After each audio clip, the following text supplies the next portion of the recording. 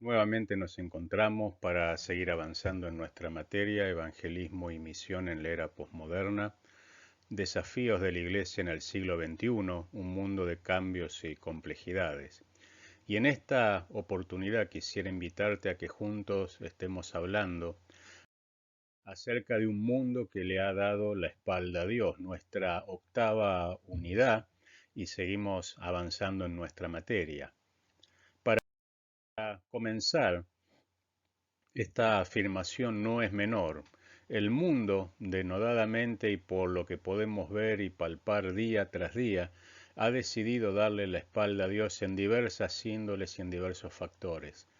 Eh, Hoy en día, como decíamos, y a partir de la hipermodernidad, todo es relativo, circunstancial, permeable, depende de nuestra decisión del momento, de nuestros intereses circunstanciales, por ende, se carcomen día por día los valores fundamentales de la sociedad occidental, centrados en bases cristianas, que a través de la historia nos permitieron ir formando nuestra cultura y ser lo que somos, con errores sin duda, con defectos, pero con un mundo que nos fue dado gracias a la herencia cristiana, de la cual incluso cosas tan normales y cotidianas a las que estamos acostumbrados, como escuelas, hospitales, universidades, asilos, derechos laborales, dignidad laboral y otras cosas son de origen básicamente protestantes, ¿sí?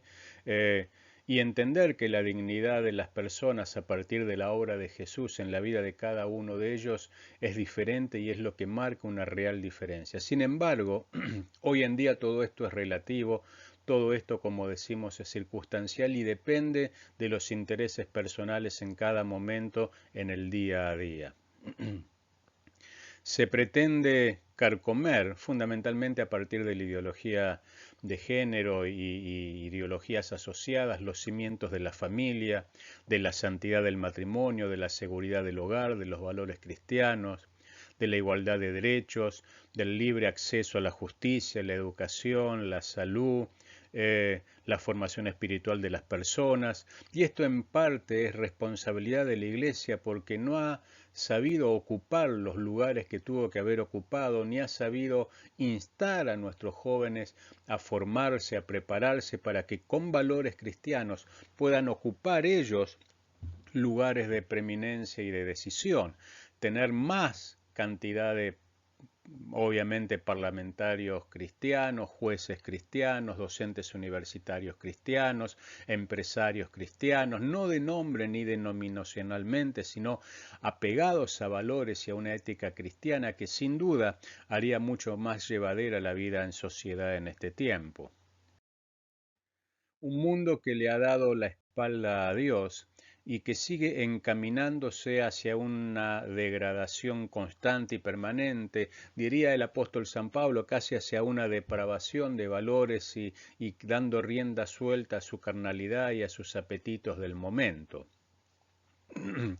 Vivimos entonces en este mundo de constante degradación y desviación, donde bajo el título genérico del Open Main de yo vivo a mi manera, abro mi mente para experimentar cosas nuevas, diferentes, distintas, para que nada me limite, para que nadie me limite, para no estar dentro de la caja institucional de los valores, de la religión, de la moral.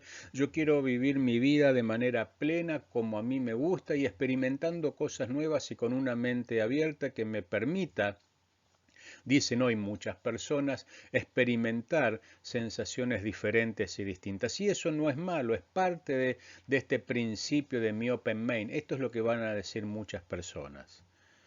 Sin embargo, va a decir ya el profeta Isaías hablando de esto, qué aflicción para los que dicen que lo malo es bueno y lo bueno es malo, que la oscuridad es luz y la luz es oscuridad, que lo amargo es dulce y lo dulce es amargo. Qué aflicción para los que se creen sabios en su propia opinión y se consideran muy inteligentes. Y esta es la verdad. Hoy en día el mundo a lo bueno le dice malo, a lo malo le dice bueno, a lo amargo le dice dulce, a lo dulce amargo, y viven conforme a su propia opinión y considerándose muy inteligentes, muy libres, muy abiertos, pero sin embargo con una profunda degradación moral que los aleja de manera constante y sistemática cada vez más de Dios. Este mundo que ha decidido darle la espalda a Dios es el mundo en el cual, sin embargo, nosotros tenemos que misionar intencionadamente, deliberadamente, para llevar el mensaje del Evangelio, brindarle esperanzas a las personas y tratar de reconstruir los aspectos morales y valorativos de cada uno de ellos a partir de la predicación del Evangelio de Jesucristo. Un mundo que le ha dado la espalda a Dios. Y en efecto, también tenemos indicadores que hablan muy duramente de esto. Eh, Muchos cristianos el día de hoy son perseguidos por su fe, incluso son asesinados por su fe en Jesucristo. Y la muerte de cristianos ha aumentado un 60% de 2.983 casos de la lista mundial de persecución a 4.761 personas en el 2021. África es por lejos el continente en el que se produjo la mayor cantidad de muertes de personas por haber declarado y depositado su fe en Jesucristo y hacer valer la predicación del Evangelio. Ahí vamos a ver que entre el 2020 y el 2021 ha crecido sustantivamente la cantidad de cristianos secuestrados o desaparecidos de 1052 a 1710 y hay 340 millones de personas cristianas como vos y como yo que sufren algún tipo de persecución o de ejercicio de violencia por su fe. Están en contextos duros, en contextos difíciles, en contextos donde cuesta predicar la palabra y cuesta decir que uno es cristiano conforme a la voluntad de Dios porque se pone en riesgo la propia vida. Hoy no es un número menor, 340 millones de personas son perseguidas y sufren distintos tipos de persecución por la manifestación de la fe en Jesús. Pero en el mundo, como sabrás y como enseña la palabra, no hay nada nuevo debajo del sol. Eh, pero sin embargo, miremos un par de datos más. Uno de cada 7 cristianos en el mundo hoy son perseguidos por su fe. Uno de cada 7 cristianos son perseguidos por su fe. Uno de cada 5 cristianos es perseguido en África.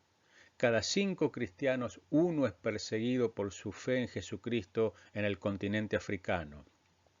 Un dato también alto es el de la persecución de cristianos en Asia. De cada 5 cristianos, 2 son perseguidos en Asia por manifestar su fe en Jesucristo, el doble que en el continente americano.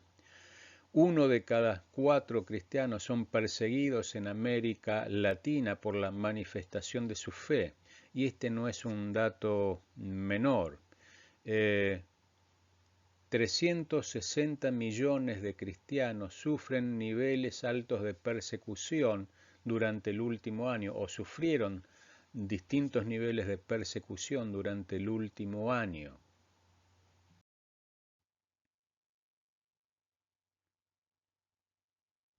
Por eso vamos a seguir con esta caracterización de entorno VUCA, ¿sí? como se le ha definido por sus siglas en inglés.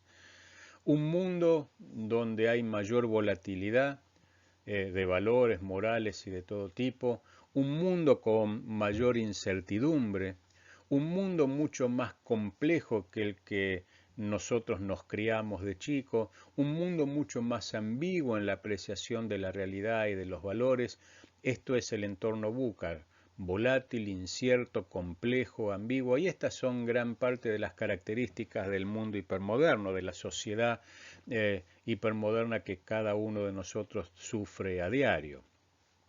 Déjame decirte que esto ha llevado, por ejemplo, a la predominación y a la extensión de la ideología de género, entre otras cosas. Juan Varela nos va a definir la ideología de género como una ideología política de corte neomarxista y sesgo totalitario que defiende que las diferencias entre el hombre y la mujer, a pesar de la obviedad anatómica y genética, no corresponden a una naturaleza fija, sino que son básicamente construcciones culturales y convencionales que responden a roles y estereotipos que a lo largo de la historia la sociedad ha ido creando. ¿Qué está diciendo él?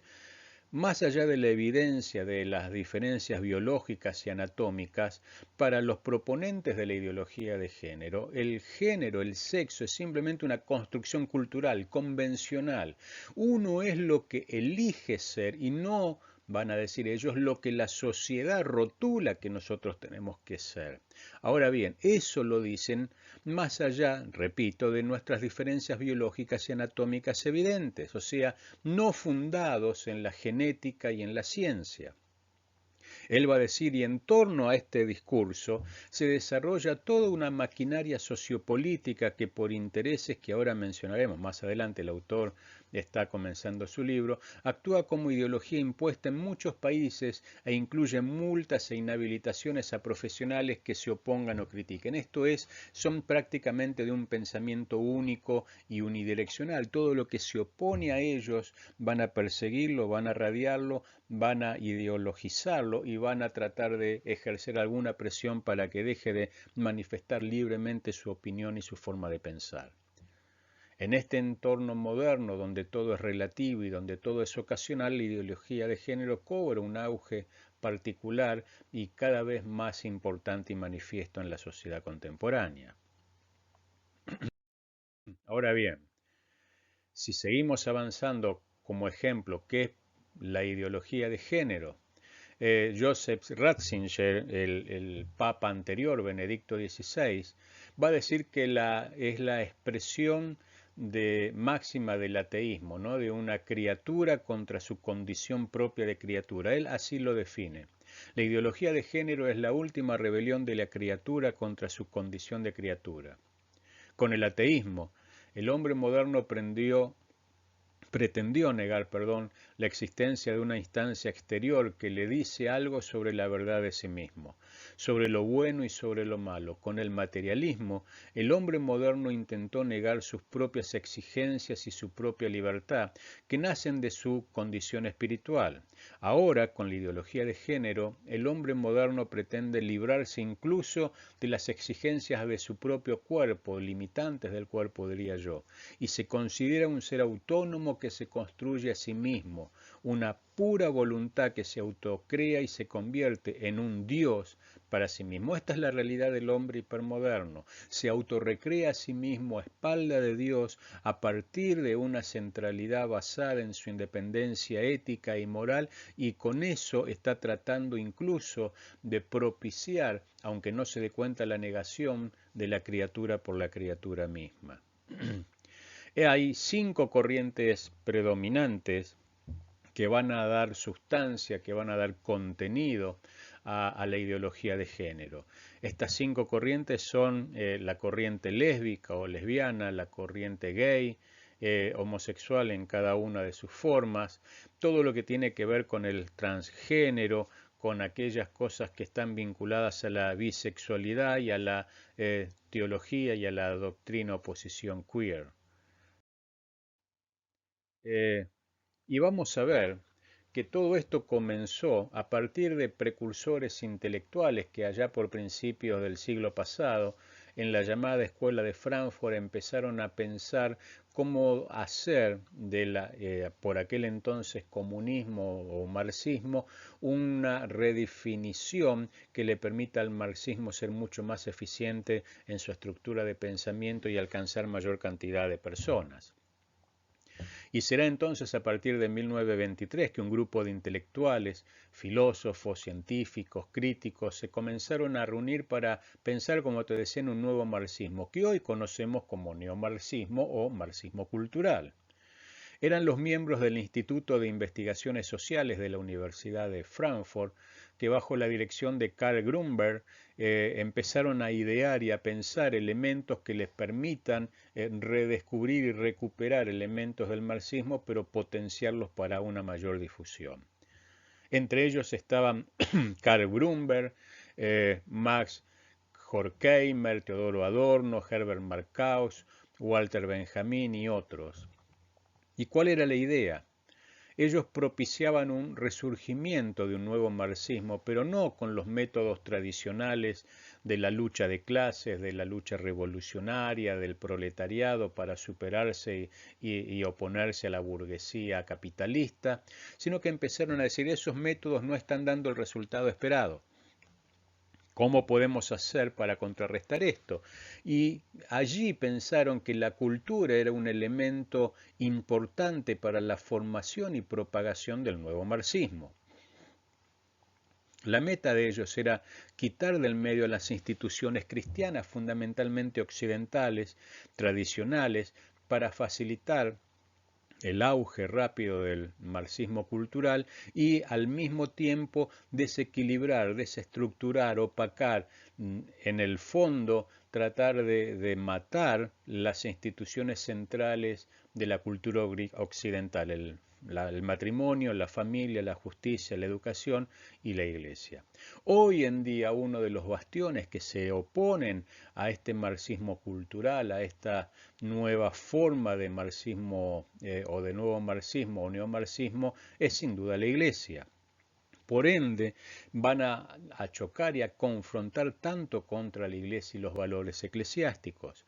José Ignacio de Munilla va a decir, tiene en su agenda la deconstrucción del matrimonio y la iglesia por tratarse de los únicos bastiones que se le resisten a la fecha en el mundo. O sea, son los pilares que más están ofreciendo resistencia y por ende son los primeros que hay que combatir desde la posición del neomarxismo o del marxismo cultural.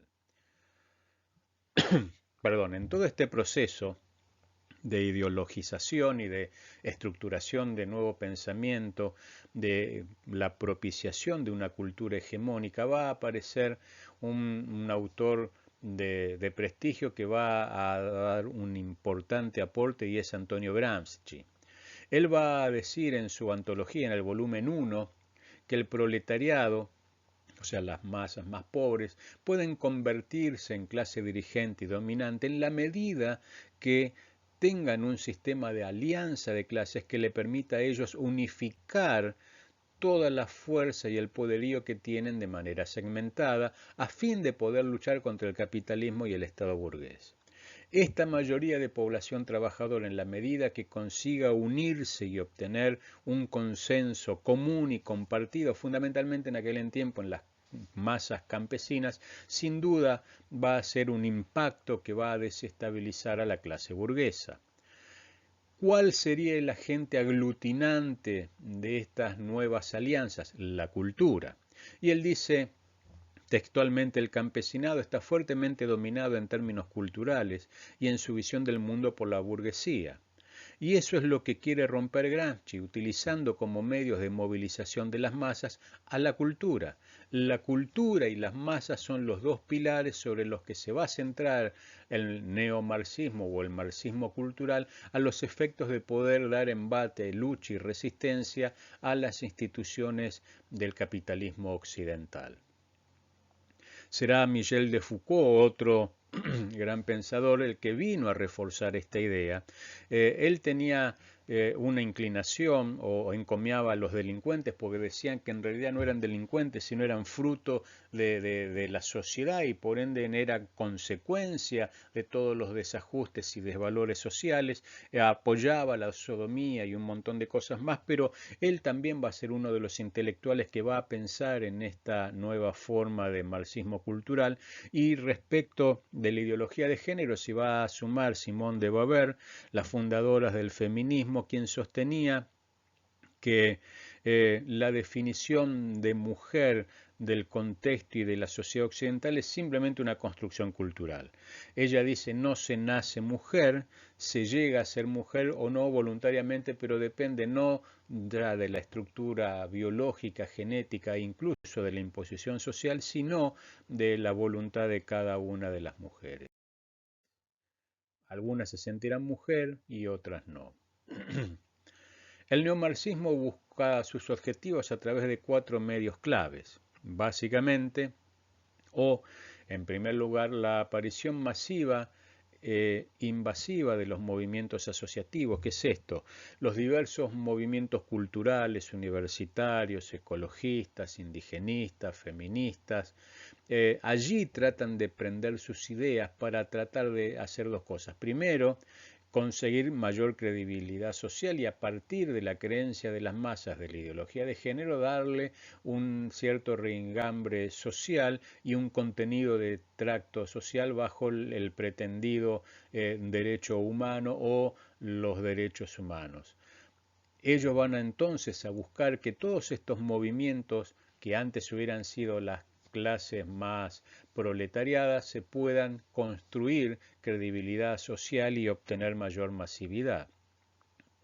Obviamente son altamente eficientes en conseguir apoyo de recursos de la banca internacional y de los lobbies económicos para financiar lo que ellos llaman un nuevo orden mundial de igualdad contra el control económico, poblacional e ideológico y son los organismos internacionales los que más están a favor de la ideología de género por entender, y ellos han creído y han aceptado esto, de que con la premisa de los derechos y de la igualdad y a la tolerancia se tiene que permitir todo este tipo de desviaciones morales sin importar el posicionamiento de las personas.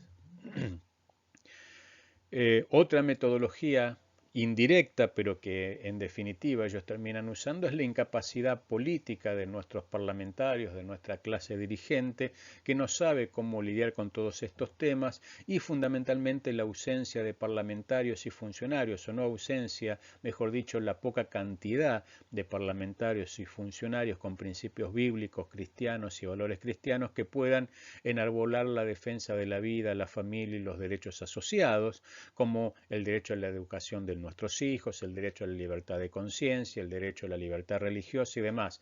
No tenemos al día de la fecha en ninguno de nuestros países, salvo en Brasil, representatividad parlamentaria y en los poderes ejecutivos para frenar el avance de propuestas de ley que tienen que ver con la ideología de género. Y sin duda, y esto hay que decirlo con pesar, pero hay que decirlo, el silencio y la pasividad del cristianismo que durante años se entretuvo dentro de las puertas del templo, mientras en la calle pasaba todo lo que estamos diciendo, el mundo entraba en una peor decadencia y todo lugar que dejó de ocupar la iglesia en terreno público obviamente fue ocupado por el enemigo. Pero sin embargo tenemos que tratar de redimensionar en asociaciones, consejos pastorales, inundar las redes sociales, lograr masividad para contrarrestar los efectos de la ideología de género mientras dependa de nosotros. Cierto es que ellos han sido extremadamente eficientes, ya sea en partidos de izquierda, de derecha, populismos de izquierda o de derecha, en sentar estos principios, en validar sus principios rectores y en esto hay que reconocerlo, ¿no? En políticos de izquierda o de derecha ellos han permeado la ideología de género y han hecho un trabajo meticuloso, detallado, planificado y la iglesia en todo esto siempre ha sido reactiva y no proactiva o tratado de pasar al frente. La ideología de género, para avanzar un poco más, busca básicamente cuatro objetivos claros. El primero, dicen ellos, liberar al hombre y a la mujer de las limitaciones que le impone la naturaleza o la biología. O sea, nosotros no somos el sexo que define la biología y la genética, sino somos la construcción que queremos ser y tenemos que oponernos a la construcción sociocultural tradicional que nos define a partir de la biología. Hay que liberar al hombre de esa realidad.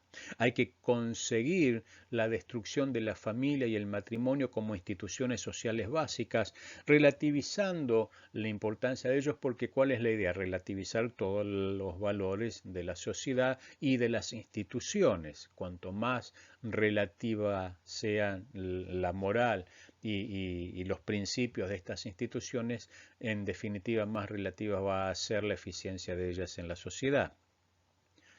En definitiva, ellos quieren abolir la cultura judeo-cristiana, que es la que se opone fervientemente a la ideología de género, abolir sus valores, sus principios, y la Iglesia es el principal enemigo a combatir por la potencial resistencia que sigue ofreciendo, e imponer un nuevo orden mundial basado en una sociedad igualitaria, van a decir ellos, en la cual todos se sientan libres para hacer lo que mejor le parezca, lo que quieran hacer, y lo que hagan dependa de lo que ellos quieren y lo que ellos sienten, y no de lo que dicen las instituciones sociales. En definitiva, tenemos que tratar de eliminar la Iglesia a toda costa en esta vorágine vertiginosa de poscristianismo.